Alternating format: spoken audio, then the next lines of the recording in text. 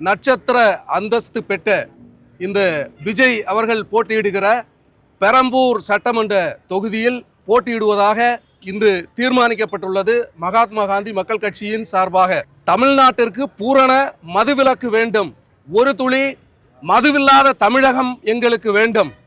போதை கலாச்சாரத்தால் இளைஞர்கள் சீரழிந்து கொண்டிருக்கிறார்கள், இதற்கு ஒரு மாற்றம் வேண்டும். பெண்களுக்கு எதிராக பாலியல் வன்கொடுமைகள் நடந்து கொண்டிருக்கிறது. இன்று கல்லூரியிலும் சரி பள்ளிக்கூடங்களிலும் சரி பெண் பிள்ளைகளை நம்பி வந்து இன்று கல்வி பயிலுவதற்கு அனுப்ப இயலவில்லை. ஏனென்றால் வேலியே பயிரை மேய்வது போல அந்த ஆசிரியர்களே இன்று பாலியல் வன்புணர்வு செய்கிறார்கள். இந்த நிலை மாற வேண்டும். தமிழகத்திற்கு ஒரு தூய்மையான நேர்மையான அரசியல் முன்னெடுத்து வைப்பதற்காக கர்மவீரர் ஐயா பெருந்தலைவர் காமராஜர் அவர்களும் மகாத்மா காந்தியடிகளின் பாணியில் இன்று அரசியல் களமாட தீர்மானித்து ஆஸ்லின் பெல்மின் அவர்கள் தம்பி அவர்கள் இன்று நிறுத்தப்படுகிறார்கள்.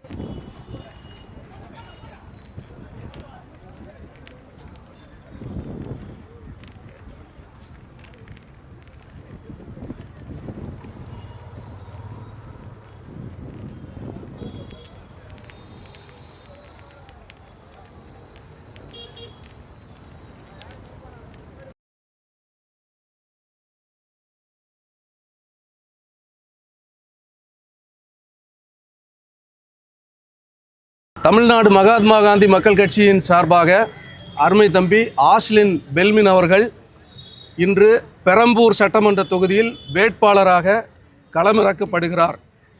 ஒரு பானை சோற்றிற்கு ஒரு அரிசி பதம் என்பது போல 234 சட்டமன்ற தொகுதிகளில் நட்சத்திர அந்தஸ்து பெற்ற இந்த விஜய் அவர்கள் போட்டியிடுகிற பெரம்பூர் சட்டமன்ற தொகுதியில் போட்டியிடுவதாக இன்று தீர்மானிக்கப்பட்டுள்ளது. மகாத்மா காந்தி மக்கள் கட்சியின் சார்பாக தமிழ்நாட்டிற்கு பூரண மதுவிலக்கு வேண்டும், ஒரு துளி மதுவில்லாத தமிழகம் எங்களுக்கு வேண்டும். போதை கலாச்சாரத்தால் இளைஞர்கள் சீரழிந்து கொண்டிருக்கிறார்கள், இதற்கு ஒரு மாற்றம் வேண்டும். பெண்களுக்கு எதிராக பாலியல் வன்கொடுமைகள் நடந்து கொண்டிருக்கிறது. இன்று கல்லூரியிலும் சரி பள்ளிக்கூடங்களிலும் சரி பெண் பிள்ளைகளை நம்பி வந்து இன்று கல்வி பயிலுவதற்கு அனுப்ப இயலவில்லை. ஏனென்றால் வேலியே பயிரை மேய்வது போல அந்த ஆசிரியர்களே இன்று பாலியல் வன்புணர்வு செய்கிறார்கள். இந்த நிலை மாற வேண்டும். தமிழகத்திற்கு ஒரு தூய்மையான நேர்மையான அரசியல் முன்னெடுத்து வைப்பதற்காக கர்மவீரர் ஐயா பெருந்தலைவர் காமராஜர் அவர்களும் மகாத்மா காந்தியடிகளின் பாணியில் இன்று அரசியல் களமாட தீர்மானித்து ஆஸ்லின் பெல்மின் அவர்கள் தம்பி அவர்கள் இன்று நிறுத்தப்படுகிறார்கள். உங்க கட்சி சார்பில் இந்த ஒரு தொகுதியில் மட்டும்தான் போட்டியா? இந்த ஒரு தொகுதி அதான் சொன்னேன். 234 தொகுதிக்கும் அடையாளமாக ஒரு தொகுதியில் இன்று வேட்பாளர் நிறுத்தப்படுகிறார். அடையாளம் எதுக்கு பெரம்பூர்? என்ன காரணம்? விஜய் நிற்கிறதுனால பெரம்பூர் இல்லையா? என்ன காரணம்? அதாவது நட்சத்திர அந்தஸ்து பெற்ற தொகுதி பெரம்பூர் தானே. இன்னைக்கு இது பரவலா இந்த 234 தொகுதியிலையும் பெருசாக பேசப்படுகிறது இந்த தொகுதி தானே. அப்போ எங்களுடைய பண வலிமை எங்களுடைய பேக்ரவுண்டு வச்சு இந்த ஒரு தொகுதியில் தான் கான்டெஸ்ட் பண்ண முடியும். அதனால் இந்த தொகுதியில் கான்டெஸ்ட் பண்ணுறோம்.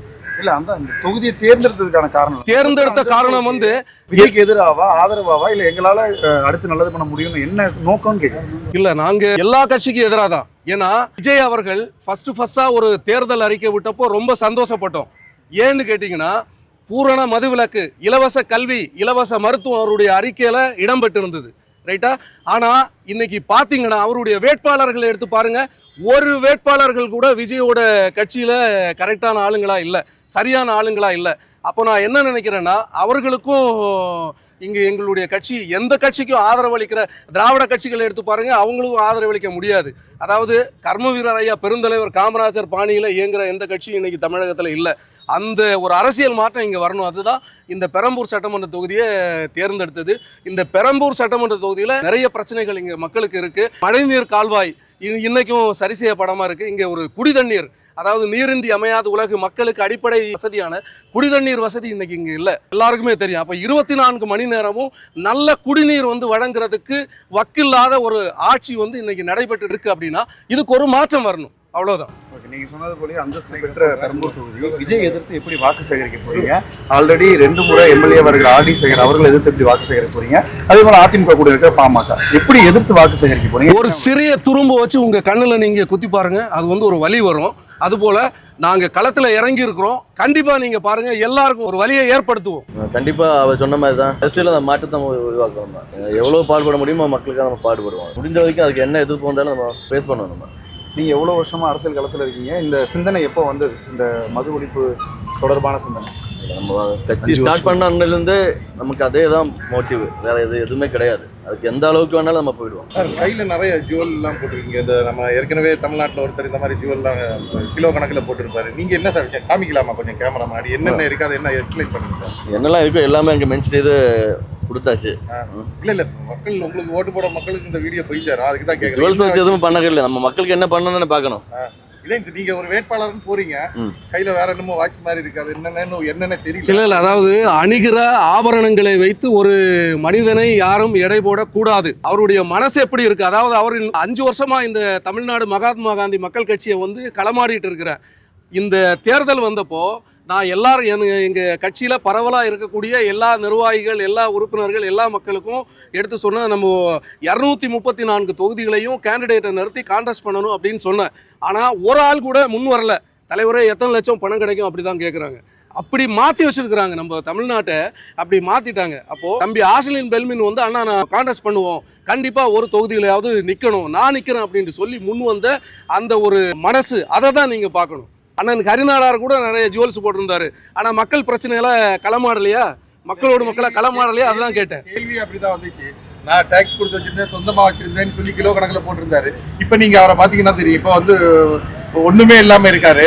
அது எங்க இருந்து வந்துச்சு, மிரட்டி வாங்கினாரு, எப்படியோ அவர் மேல புகார் சொல்றாரு. அதுக்கு தான் நான் கேட்கறேன். இல்ல அது நம்ம நான் கரெக்டா இருக்கேன்னு சொல்லுவாங்க, இறுதியில விசாரணைக்குள்ள போய் ஏதோ பிரச்சனை வரும்போதான் தெரியாது எங்க இருந்து வந்துச்சு அப்படின்னு. தேர்தல் களத்தில் நம்ம கால் வச்சுட்டோம், பிரச்சனைகளை சந்திக்கிறதுக்கு தைரியமும் திராணி இல்லைன்னா இந்த களத்துல கால் வைக்க மாட்டோம், பதிக்க மாட்டோம். வச்சுட்டோம், அதை வந்து ஃபேஸ் பண்ணும். இப்போ 234 தொகுதிக்கு ஒரு தொகுதியில போட்டி போடுங்க கட்சி சார்பா, எப்படி ஒரு தொகுதியில ஜெயிச்சு நீங்க மது ஒழிப்பை வந்து நடத்துவீங்க, அதை முன்னெடுப்பீங்க? அதான் சொன்னேன், ஒரு பானை சோட்டிற்கு ஒரு அரிசி பதம். ஒரு தடவை கொடுத்து பாருங்க பெரம்பூர் மக்களை, ஒரே ஒரு வாய்ப்பு நீங்க கொடுத்து பாருங்க. ஒரே ஒரு எம்எல்ஏ வச்சு எப்படி இந்த கட்சி களமாடுது, அரசியல் மாற்றத்தை ஏற்படுத்துது மட்டும் நீங்க பாருங்க. இன்னும் உங்களுக்கு சிரிப்பா இருக்கும், சிரிப்பீங்க. ஆனா நீங்க பாருங்க ஒரு மாற்றம் எப்படி உருவாகும் மட்டும் நீங்க பாருங்க.